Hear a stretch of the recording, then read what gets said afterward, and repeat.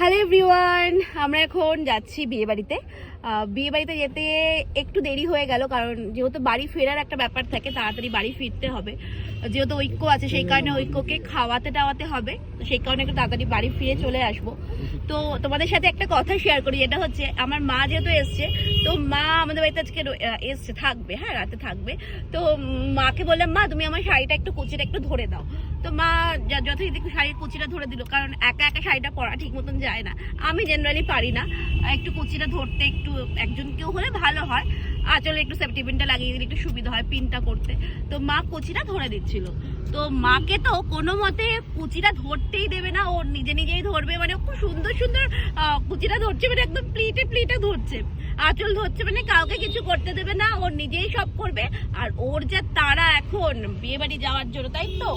হ্যাঁ, কোথায়? ওইদিকে যাবে, বিয়ে বাড়ি যাবে?